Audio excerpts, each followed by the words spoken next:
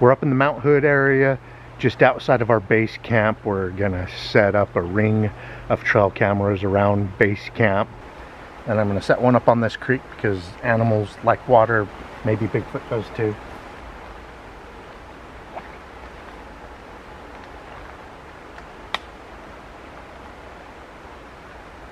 All right, that one's ready to go. So if we get something, we do. If we don't, we don't. All right, there's one of our base camp game cameras. Kind of using this tree next to it to help shield and hide it from two animal trails that merge right here. It's obvious the animals are coming to the creek to drink near base camp, so we'll keep an eye on that.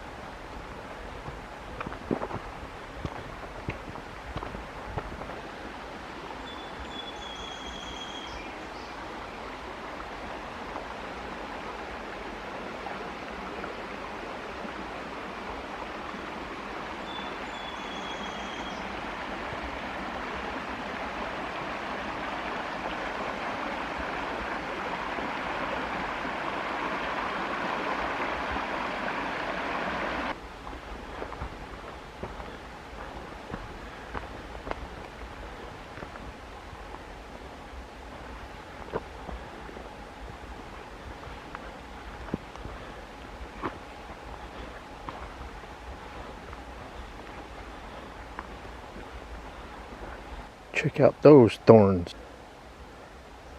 Don't use that for toilet paper. That's why I don't like to bust through the forest off trail at night. It's because my luck. And I'd hug one of them.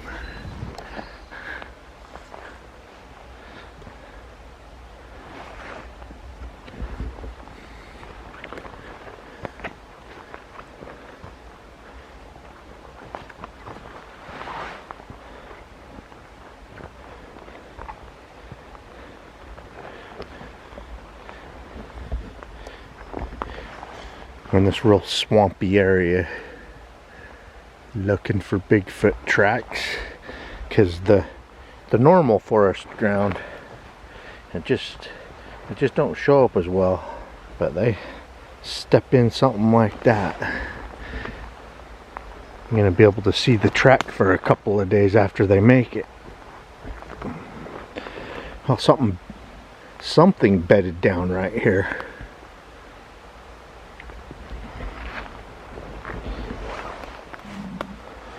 More thorns right there.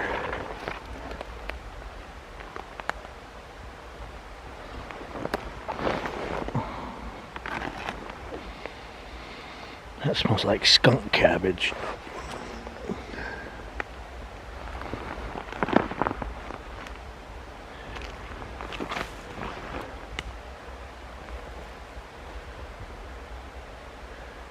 Hopefully whatever bedded down there stepped in some nearby mud.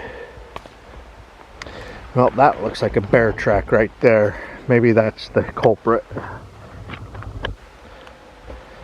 That looks like a giant front paw of a bear. And if that's the front paw, he's huge. Just look at my foot next to it. That's about a 6 to 7 inch long front paw.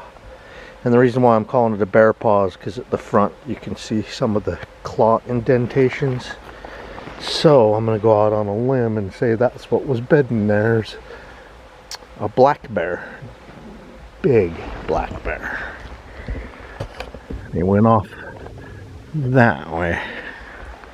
Some slippy indentation marks right there. You see another place he probably stepped right over there. Well, I get excited when I find bear tracks, because Bigfoot and bear are after the same thing, and a lot of times we find their tracks in the same areas. There's a giant one right there, Jen. Look at that giant tree. It's just massive. I mean, it's surrounded by big trees, but he's a giant.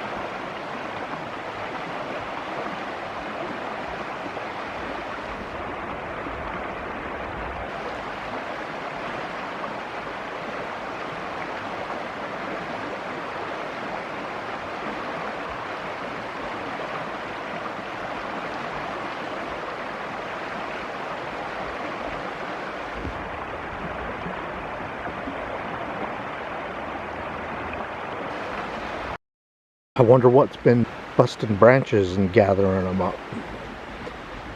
Reminds me of the Meek's cabin sighting in the Uintas, where the guy spotted it, standing there staring at him, and it had a big bundle of broken branches under one arm. Then it took off running and jumped a fence. Jumped a fence, no problem, carrying a bunch of branches. And none of these look cut. All of these ends look busted and twisted. And here's a bundle of branches. If Bigfoot uses them, what for? Maybe a bedding to get them up off the ground a little bit, so they're not laying in the mud. Because it rains a lot here. It's rained the last 2 days in a row. And it's been drizzling today.